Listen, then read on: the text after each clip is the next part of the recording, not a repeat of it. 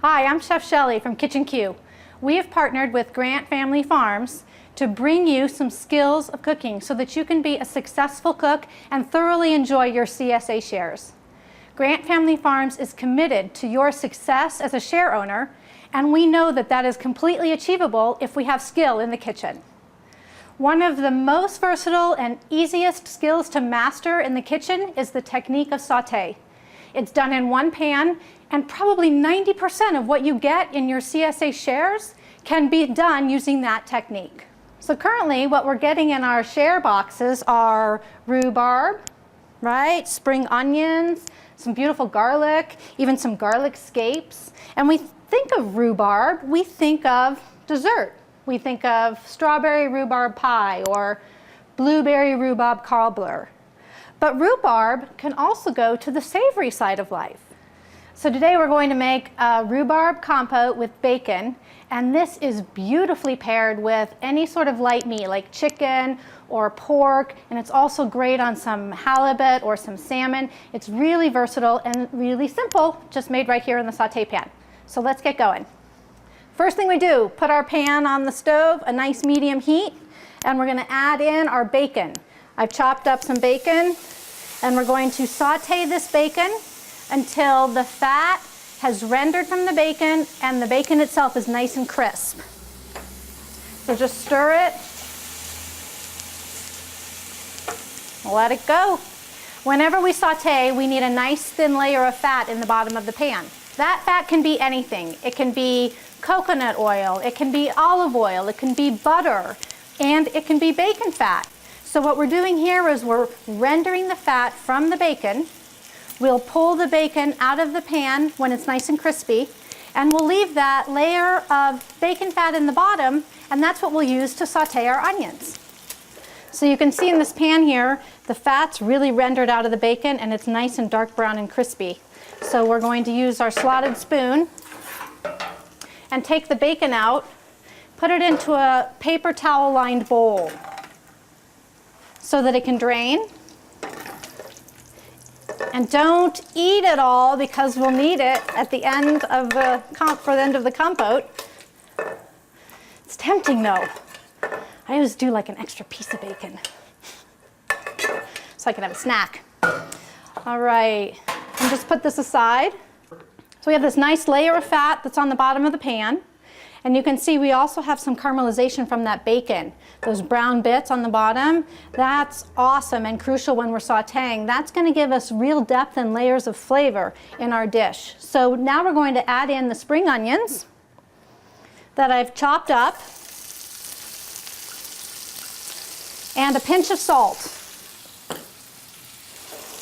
Now, even though the bacon is salty, you're thinking, and there's already salt in the dish, the salt that we sprinkle on top not only helps to elevate the flavor, but it also helps to pull out the water from the onion and soften it a little bit. So you want to just add a pinch, every time you add something to your sauté pan, add a little pinch of salt. It just elevates the flavor and helps the softening process as well.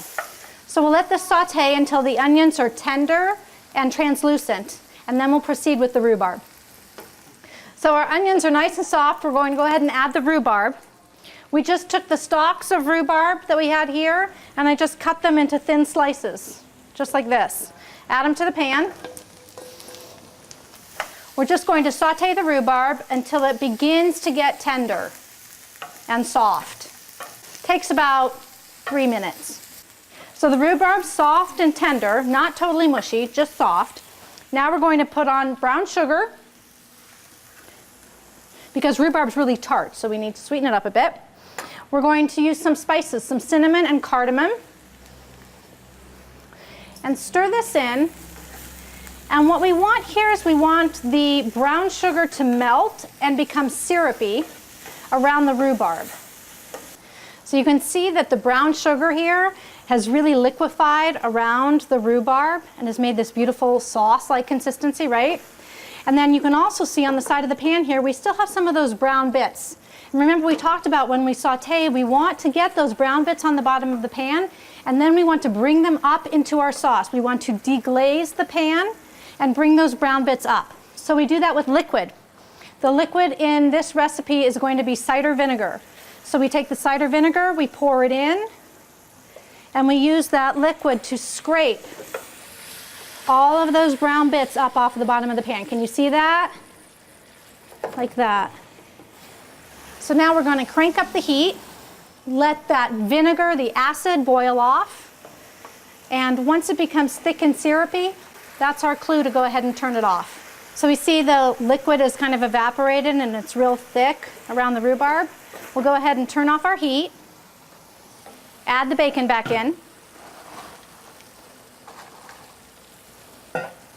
and now we'll taste it for seasoning.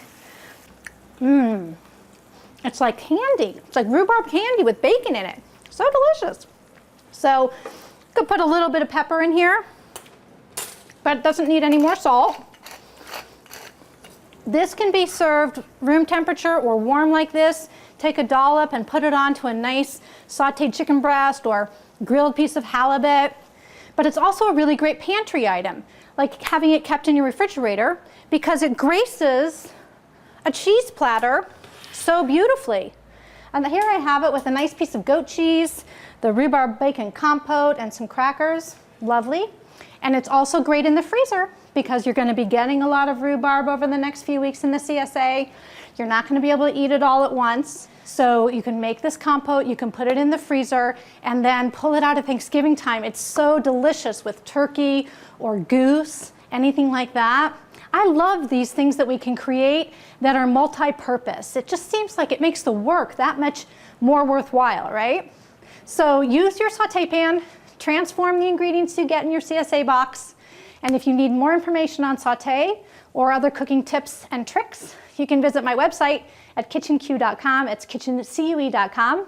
And I'd also like to give a shout out to Same Cafe, which is a pay-as-you-can restaurant here in Denver. They too are a member of the Grant Family Farm CSA, and they use local organic products in all of their cooking when they can.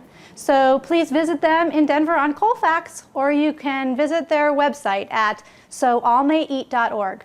They've opened up their kitchen for us today so that we could come here and cook for you and teach you. So gratitude.